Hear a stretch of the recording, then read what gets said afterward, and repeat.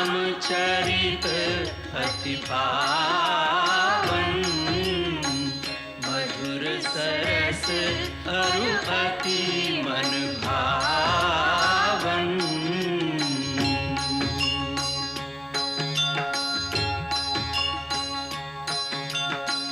पुनि पुनि कितने हो सुने सुनाए,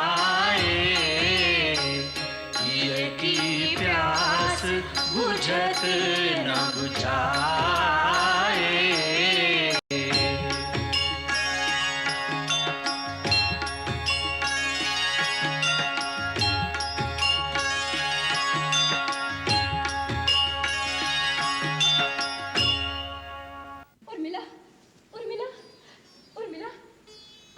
आज राज्यसभा ने घोषित कर दिया है कि वो अयोध्या के राज सिंहासन पर नहीं बैठेंगे।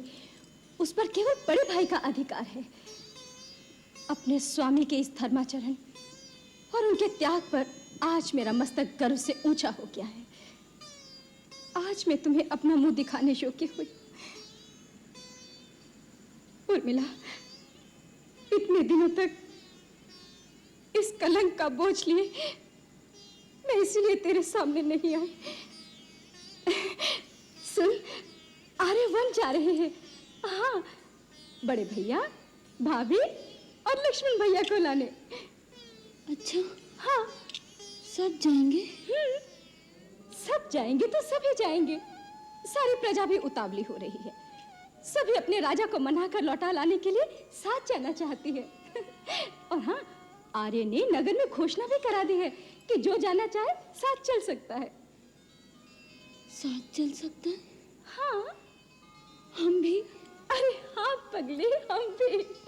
आप साथ जाकर क्या करेंगी? हम वन में कोई भ्रमण के लिए नहीं जा रहे हैं, राम भैया को वापस लाने जा रहे हैं। मैं अपने लिए नहीं कह रही नाथ। उर्मिला की मौन व्यथा को देखकर हृदय कांप जाता है। यदि आप उसे केवल एक बार लक्ष्मण भैया के दर्शन करा देंगे। तुम एक बार दर्शन की बात कर रही हो देवी? मैं लक्ष्मण को अपने साथ ला रहा हूँ। क्या आप लोगों को मेरे लक्ष्य की सफलता में कोई संदेह है? नहीं स्वामी, नहीं। हम तो क्या, सारी अयोध्या आपकी सफलता के लिए प्रभु से प्रार्थना कर रही है। तो बस उर्मिला से कह दो अपने पति के स्वागत की तैयारी करें। अब विरह के दिन समाप्त हो गए। अब श्री राम के राज्याभिषेक का उत्सव मनाने की तैयारी करो। उस समय हम उनके साथ तमसा नदी तक साथ गए थे, तब वो हमारे साथ छल करके हमें सोता हुआ छोड़कर चले गए थे। अब हम राजकुमार भरत के साथ जा रहे हैं। अब कहाँ जाएंगे वो? अब हम उनको और राजकुमार लक्ष्मण और रानी सीता को साथ लेकर ही लौटेंगे। हाँ, तब तक हम तुम्हारे लिए 1.25 मन बतासे के प्रसाद तैयार रखेंगे। हाँ, तू बतासे की प्रसाद तैयार रख, हम अवश्य लेकर लौटेंगे उनको। अरे सुना, श्री रामचंद्र जी को लेने के लिए भरत सेना लेकर वन को जा रहे हैं। हमने भी सुना है। बापू, राजकुमार भरत श्री राम जी को लेने वन जा रहे हैं। उन्होंने घोषणा की है कि नगर में से जो भी कोई उनके साथ जाना चाहे वो जा सकता है। बापू, मैं भी उनके साथ जाऊं? जा, अवश्य जा। जाकर उनके चरणों में शीश नवाना। अरे उनके तो दर्शन से भी पुण्य होता है रे। बाबू, भाभी, राजकुमारों के साथ राजमाताएं, मंत्री, गुरुदेव, सेनाएं सब जा रहे हैं। उनके लिए रास्ता ठीक करने के लिए कारीगर, यांत्रिक, शिल्पी, पेड़ काटने वाले सब दल बनाकर जा रहे हैं। मुझे भी उस दल के साथ जाने की आज्ञा हुई है। तो सबसे पहले तुम्हें राम जी के दर्शन होंगे ना? हाँ। अरे बिटवा, हमसे तो चला नहीं जाता, नहीं तो तुम्हारे साथ हम अवश्य चलते।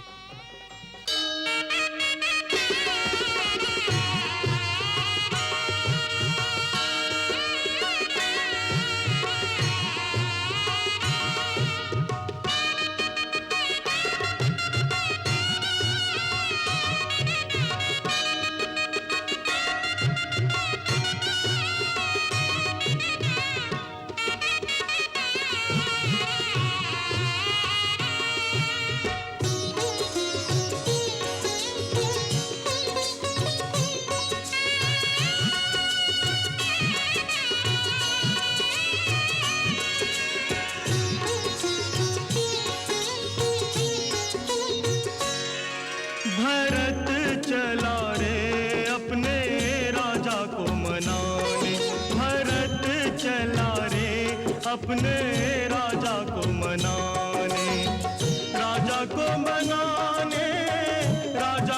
मनाने, राजा को मनाने, राजा को मनाने भगत चला रे प्रभु दर्शन पाने।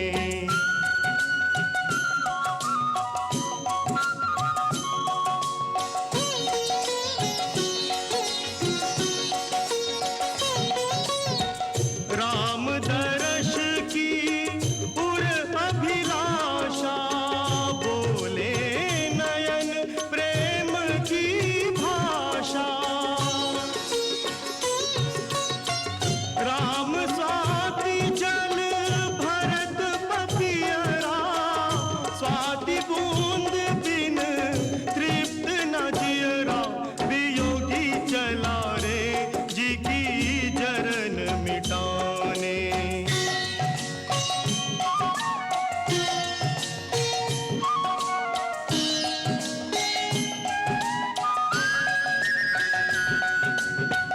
अवध राम को अर्पण करने, प्रभुता प्रभु चरणों में धरने। राज तिलक के साज सजा के, माताएं चली संग प्रजा के। राजा का अधिकार राजा को लौटाने, भरत चला रे अपने भैया को मनाने। राजा को मनाने, भैया को मनाने, भरत चला रे अपने राजा को मनाने।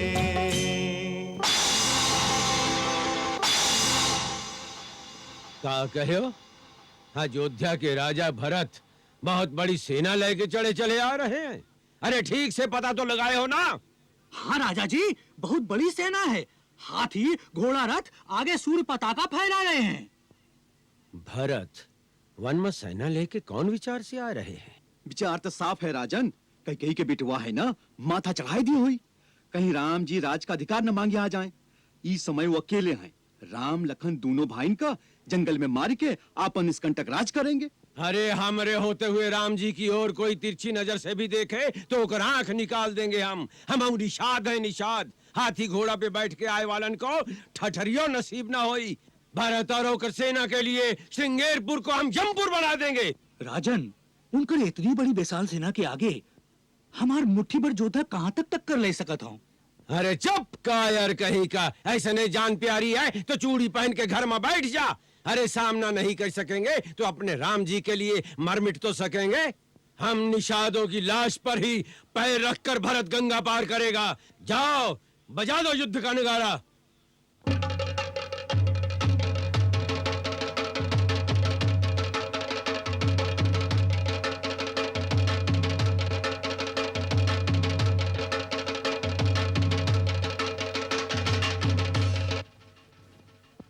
मेरे प्यारे योद्धाओं, आज कृपा निधान श्री राम जी के नाम पे मर मिटे की घड़ी आई है। जाना था क्यों? हमरे प्रभु जी तो अयोध्या का राजपाट एक एक क्षण में भरत लाल का दान कर दिए रहे। पर आज जो है राजा भरत अपन पूरी सेना लाई के निकल पड़ा है। हमरे श्री राम जी और भैया लक्ष्मण जी का वन में घेर के मारे के बदे। ऊ समझे हुई है कि ऊ वन में अकेले हैं। अरे ऊ कई का बिटवाई नहीं जानत है कि राम के नाम पे प्राण बलिदान करे वालन से ही भूमि भरी पड़ी है। आज बहुत बड़ी परीक्षा की घड़ी आई है। आज बहुत बड़ी शक्ति से लोहा लेकर है। हम गंगा मैया की सौगंध उठाए के कहत हैं कि हमरे जीते जी राम जी का शत्रु गंगा पार नहीं कर सकेगा। गंगा के सारे घाट को घेर लो, जंगल की झाड़ियों में धनुष्वान और खड़ग उठाकर मोर्चा जमा लो। गंगा मैया की धवल धारा रक्त से लाल कर देंगे। भरत की सेना के रंड मुंड आज गंगा में बहेंगे। वीरों याद रखना, युद्ध में मरना और वो गंगा जी के तट पर, और वो भी प्रभु श्री राम जी की रक्षा में। अरे जीतेंगे तो श्री राम जी की सेवा करेंगे और मरेंगे तो सीधे मोक्ष मिलेगा। किंतु भरत तो क्या, स्वयं काल भी राम जी की ओर आगे बढ़ा तो काल के लिए भी हम निषाद काल बन जाएंगे। हाँ हाँ, हम काल के लिए काल बन जाएंगे। हमरे जीते जी भरत गंगा पार नहीं जा सकता है। तो सब बोलो श्री रामचंद्र की जय, रामचंद्र की जय। निषाद योद्धाओं आगे बढ़ो। ठहरो राजन, ठहरो। बिना शगुन विचारे जोश में मतवाले होकर कूच कर जाओगे। हाँ, ये हमसे भूल हो गई, कारण समय कम है। परंतु बिना विचारे कार्य में पछताना भी पड़ता है। हमारा शगुन आपके विचार से विरोध में कह रहा है। पहले भरत से मिल लो, जान लो उनके मन का भाव क्या है। हमारे विचार से युद्ध की नौबत ना आई। आपका ही विचार है तो हम उसी अनुसार कार्य करेंगे। युद्ध में तो कभी कौनों का भला हुआ ही नहीं। योद्धाओं, तुम सब जाकर गंगा के घाटों में डट जाना और झाड़ियों में छिपे रहना। हम जाए के भरत जी से भेंट करेंगे, भेद जान लेंगे उनका भाव मित्रता का है या शत्रुता का। बैर और प्रेम छिपाए नहीं छिपत आए। हमार संकेत होने पर ही घात करना, समझे?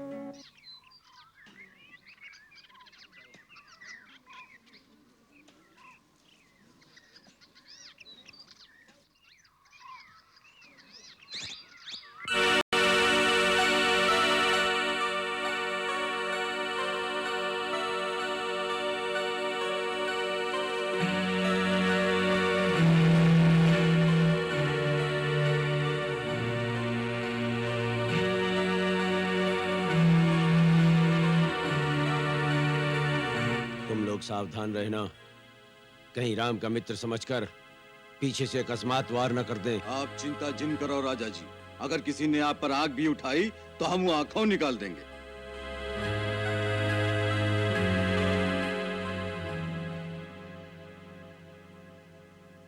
कुमार, ये श्रृंगवीरपुर है। यहाँ के राजा निषाद राजगो है।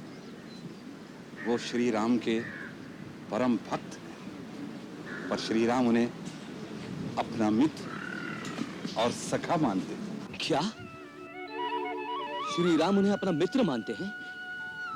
तब तो वो मेरे लिए भैया राम के समान है। आर्य सुमंत्र, मुझे उनके शीघ्र दर्शन कराइए। अयोध्या के राजा भरत कुमार को निषाद गुहू का जोहार। राजा हमार जोहार। लो, वो स्वयं आ गए।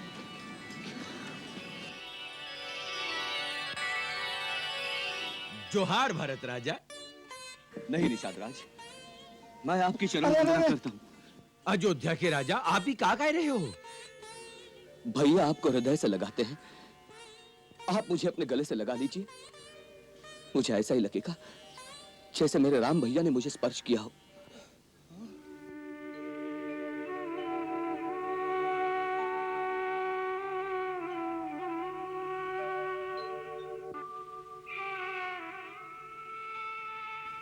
आप मुझे इस योग्य नहीं मानते ना?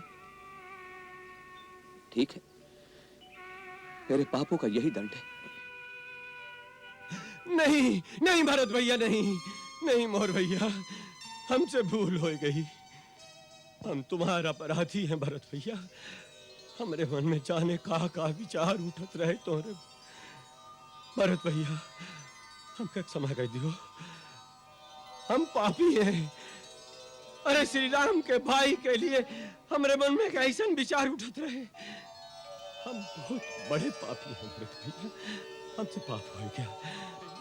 हमका क्षमा कर दो भैया, हम आपका जाने नहीं। आप तो सचमुच राम के दूसर रूप हैं। बिल्कुल वही राम भैया जैसा स्नेह है आपके हृदय में। शत्रुघ्न, इनके चरण छू, यही राम भैया से कह के हमें क्षमा दिला सकते हैं। नहीं कुमार, नहीं नहीं। जोहार मंत्री जी, श्री राम जी सच्चे कहत रहे कि हमार भरत बहुत महान है ना? भैया मुझे याद कर रहे थे। हाँ, बहुत बहुत याद करत रहे। घास के बिछौने पे सोए सोए सारी रात आपे की बातें करत रहे। घास के बिछौने पर? भैया घास के बिछौने पर सोए थे?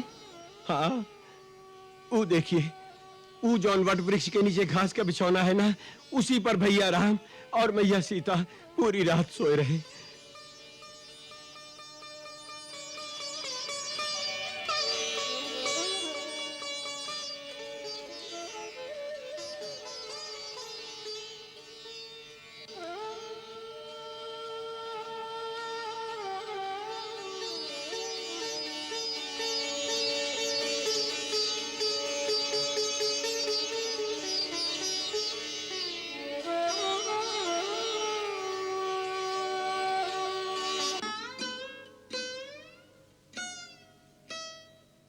भैया और भाभी सूखी घास पर सोए? हाँ कुमार जी, हमार प्रभु श्री राम ही सोए हुए थे। हमार बिछौना नहीं लिहन और हमार परोसा हुआ भोजनो नहीं खाए, कंद मूल खाए और गंगा जी का जल पी के अपन पेट भर लिया। और दूसरा ही दिन नंगे पैर ही चित्रकूट की ओर चल दिए। हाय रे अभागे भरत, भैया सूखी घास पर पड़े रहे और तू महलों के रेशमी बिछौनों पर सोता रहा। आर्य सुमंत, यहां से मैं भी पैदल नंगे पांव चित्रकूट तक जाऊंगा। जब तक भैया के दर्शन नहीं हो जाते अन्न ग्रहण नहीं करूंगा।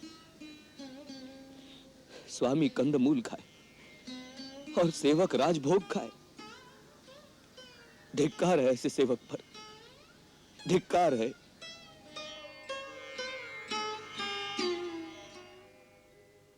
वाह भरत वाह, तेरे जैसा राम भक्त इस संसार में दूसरा नहीं होगा। हमने भरत जैसे महात्मा पर व्यर्थ ही संदेह किया। ऐसा परम त्यागी महात्मा इस धरती पर युगों युगों में जन्म लेता है। इतना विशाल साम्राज्य तिनके के समान त्याग दिया। विधि के खेल निराले हैं। कैकेयी जैसी विशैली बेल पर अमृत जैसा फल कैसे पैदा हुआ? कैकेयी के तो कलंक लगना ही था, जो उसने कुंवरी के बहकावे में आकर के इतने बड़े अनर्थ का कारण बन गई। न जाने विधाता ने कौन से अपनी स्वार्थ सिद्धि के लिए कैकेयी की बुद्धि हर ली। और नहीं तो क्या, क्या वो अपने जाए बेटे को नहीं जानती थी? या वो राम से स्नेह नहीं करती थी? या अपने पति का मंगल नहीं चाहती थी? परंतु इसीलिए तो कहा गया है, जही विधि दारुण दुख देही, ताकि मति पहले हर लेही। अब कितना पछता रही है बेचारी। गंगा तीर पावरी त्यागी, नंगे पाव चला रे बैरागी। सिर भर जाऊं उचित असमोरा, सब ते सेवक धर्म कठोरा। पुण्य प्रयाग ही कीन प्रणामा, पहुँचे भरद्वाज के धामा। जो कुछ भी हुआ उसमें तुम्हारा कोई दोष नहीं, सब विधि का खेल है। तुम अपने मन से ग्लानि को निकाल दो। मेरे कारण इतना बड़ा अनर्थ हो गया, उसकी ग्लानि मन से कैसे जा सकती है? मुनिवर, अयोध्या के राजवंश पर ऐसी विपत्ति का समय पहले कभी नहीं आया। विपत्ति के समय ही किसी जाति या वंश की सभ्यता और संस्कृति की परीक्षा होती है भरत। तुम दोनों भाइयों के त्याग ने इन विपत्ति के क्षणों को रघुकुल की कीर्ति का अवसर बना दिया है। हे महर्षि भरद्वाज, आप मुझे आशीर्वाद दीजिए। भैया राम मेरे हृदय के भाव को पहचाने और मेरा यह प्रयास सफल हो। चिंता न करो वत्स, जो कुछ भी होगा उसी में जगत का कल्याण निहित है। सदानंद, देखो महर्षि वशिष्ठ की पूजा वंदना समाप्त हुई। हम उनके दर्शनों को जाना चाहते हैं।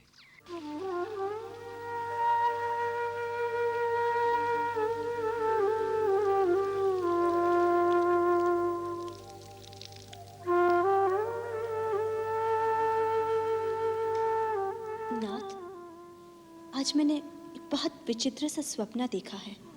क्या सीते? मैंने देखा जैसे भरत जी समाज सहित यहाँ आए थे। सबके मुख मलिन और मन दुखी लग रहे थे।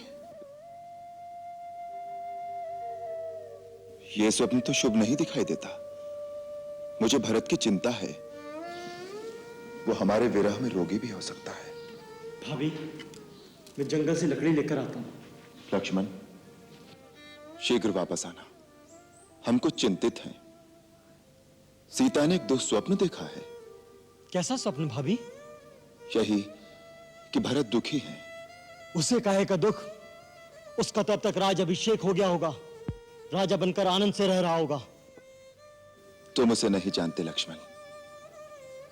वो मुझे इतना अधिक स्नेह करता है कि उस पगले ने राज्याभिषेक भी रो रो कर कराया होगा, माता और पिताजी की आज्ञा से विवश होकर।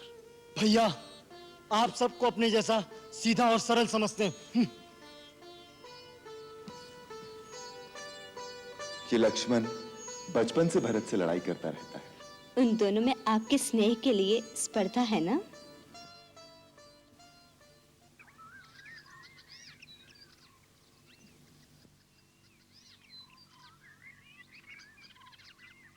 क्या यही चित्रकूट है? जी। तो जाने भैया राम की कुटिया कहाँ होगी?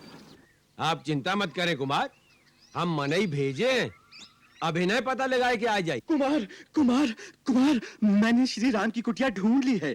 उनकी कुटिया इसी स्थान पर है। वो पेड़ों का झुरमुट दिखाई देता है ना, ठीक उसकी दूसरी तरफ। वो इस समय राजकुमार लक्ष्मण और देवी सीता सहित वहां विराजमान हैं। क्या भैया विराजमान हैं? चलिए गुरुदेव, आप ये चढ़ाई शीघ्रता से चढ़ नहीं पाएंगे। आप माताओं को लेकर धीरे धीरे आइए, बाकी सब लोग यहीं विश्राम करेंगे। आइए चलिए।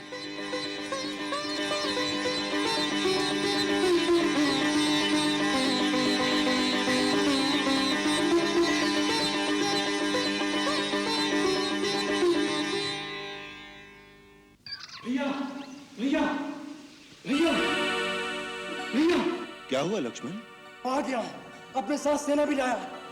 इन फूलों को छोड़िए भैया, शस्त्र उठाने का समय आ गया है।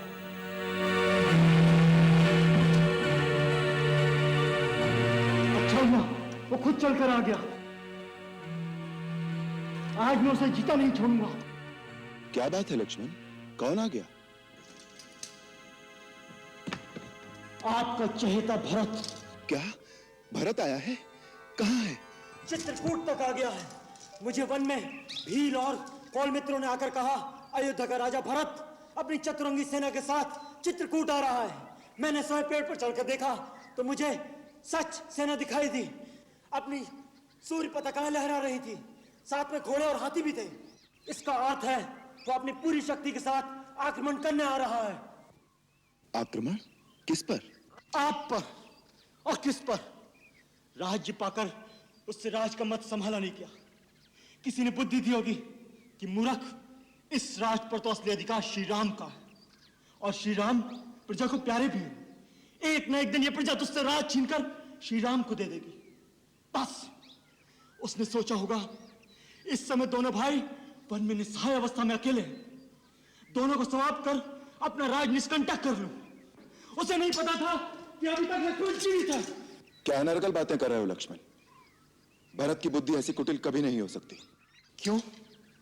क्यों कुटिल नहीं हो सकती? जिसकी मां की बुद्धि इतनी कुटिल हो तो उसके पुत्र की बुद्धि कुटिल क्यों नहीं हो सकती?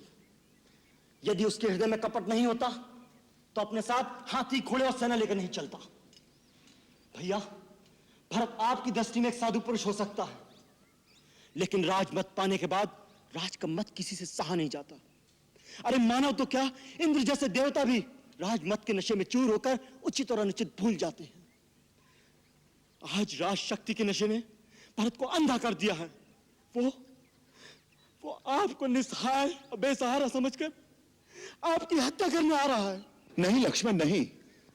आपको मेरी सौगंध है भैया, आज मुझे मत रोकिएगा। मैं आपके चरणों की शपथ खाता हूं, यदि मैंने क्षत्रिय कुल में जन्म लिया है और मैं सच्चा रघुवंशी हूं, तो आज वे दोनों रणक्षेत्र में मेरे हाथों मारे जाएंगे। जिस तरह एक सिंह हिरणों के झुंड को कुचल देता है, उसी तरह मैं उसकी चतुरंगनी सेना का नाश कर दूंगा। तभी ये मेरा धनुष धारण करना सार्थक होगा। भैया, यदि आज भगवान शंकर भी उसकी सहायता के लिए आ जाएं, तो मुझे राम की दुहाई है, मैं भरत को जीता नहीं छोड़ूंगा।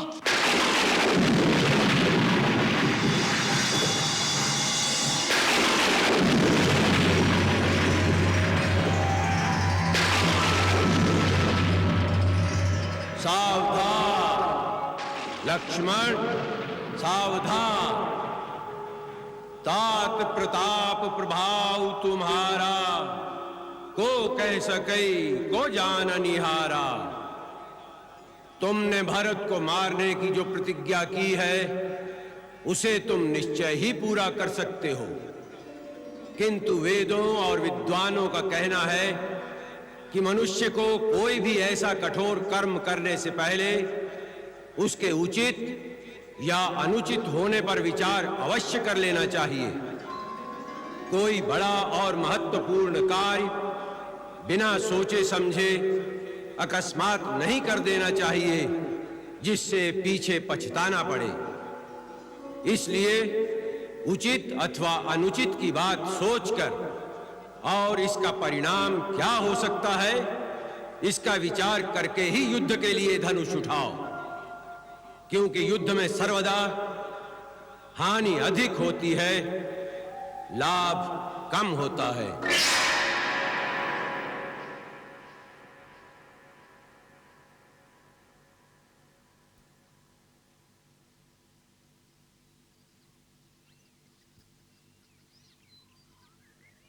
लक्ष्मण, ये आकाशवाणी सुनी तुमने? जो उचित और अनुचित का भली भांति विचार किए बिना किसी काम को जल्दी में करते हैं, वो पीछे पछताते हैं। मुझे तुम्हारी वीरता पर और तुम्हारे पराक्रम पर किंचित भी संदेह नहीं है।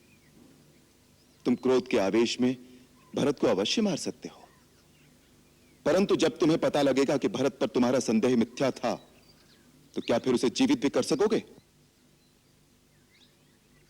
परंतु भैया, जो आंखों से दिख रहा है उसे आप संदेह कह रहे हैं? कभी कभी आंखों से देखा हुआ भी सत्य नहीं होता। राजपद का प्रमाद साधारण मानव को हो सकता है, इंद्र जैसे देवता को भी हो सकता है, परंतु भरत का स्थान देवताओं से भी ऊंचा है। वो एक महामानव के रूप में महानता की परिसीमा है। जिस प्रकार खटाई की एक बूंद से क्षीर सागर का दूध नहीं फट सकता, उसी प्रकार अयोध्या तो क्या, त्रिलोक का राज्य भी भरत को दे दिया जाए तो भी उसे राजमत नहीं हो सकता। आपके इसी साधुपने में हमने अपने हाथ में आया हुआ राज छोड़ दिया। सारी प्रजा आपके साथ थी। आपका एक संकेत होता तो प्रजा महाराज को आपका राज अभिषेक करने में विवश कर देती, और प्रजा के बल पर मैं अपने पिता का वचन झूठा कर देता। लक्ष्मण, पिता और पुत्र का नाता प्रजा के मतामत से निर्धारित नहीं होता। इसी प्रकार भाई और भाई के बीच फैसले तलवार से नहीं किए जाते। भरत को मारकर जिस राज्य की तुम कल्पना कर रहे हो, तनिक सोचो कि उसका परिणाम क्या होगा। यदि अपने भाई ही ना रहें तो राज्य के सुख भोग में क्या आनंद मिलेगा। यदि मेरे सुख में तुम तीनों भाइयों का भाग ना हो तो वो सुख मेरे लिए विष के समान है। और यदि तुम्हें राज्य की लालसा है तो मैं तुम्हारी शपथ खाकर कहता हूं लक्ष्मण, मेरे एक संकेत मात्र से भरत वो राज्य तुम्हें दे देगा। नहीं भैया नहीं, मुझे राज की अभिलाषा नहीं। परंतु यदि भरत के मन में पाप हुआ तो, यदि उसने प्रहार किया तो उसी को प्रहार करने दो। वो हमारा राजा है। हम अपने राजा के सामने शस्त्र नहीं उठाएंगे। भैया,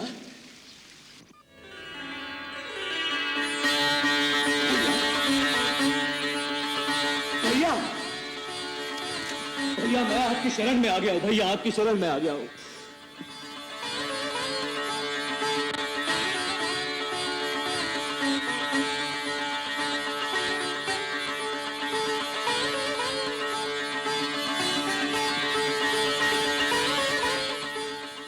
भरत,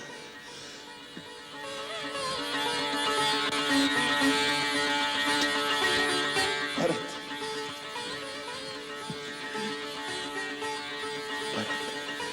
मेरे भाई,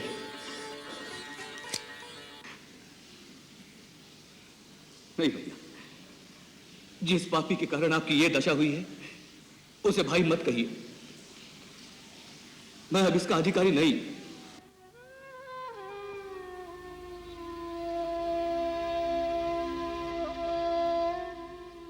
भाभी, भाभी, भाभी मुझे क्षमा कर दीजिए। भाभी,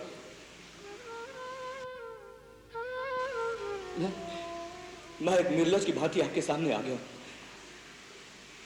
आप सबकी ये दशा देखने से पहले तो अच्छा होता कि मुझे मृत्यु आ जाती। नहीं देवर जी, ऐसा न कहिए।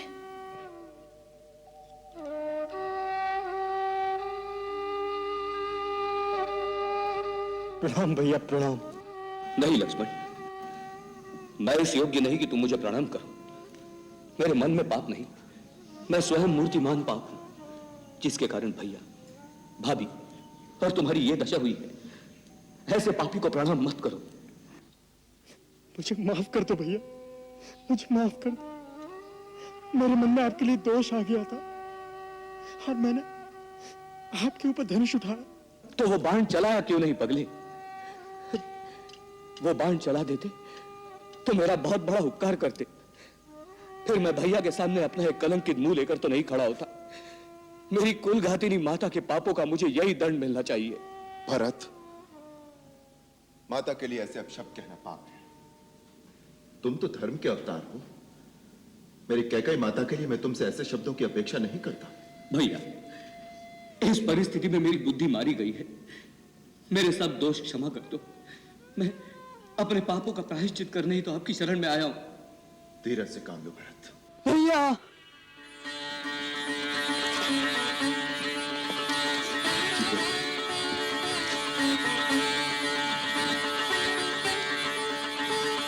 भाभी,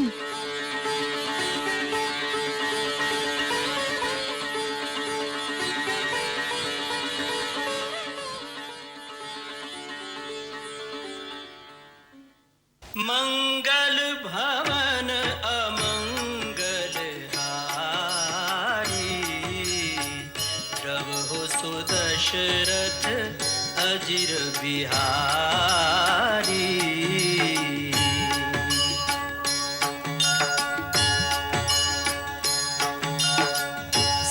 सीताराम चरित अति पावन, मधुर सरस अरु अति मन भावन।